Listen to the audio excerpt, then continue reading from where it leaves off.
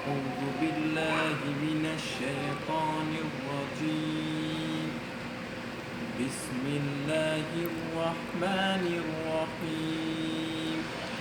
قل أعوذ برب الناس، ملك الناس، إله الناس، من شر الوسواس الخناس الذي يوسوس في صدور الناس من الجنة والناس.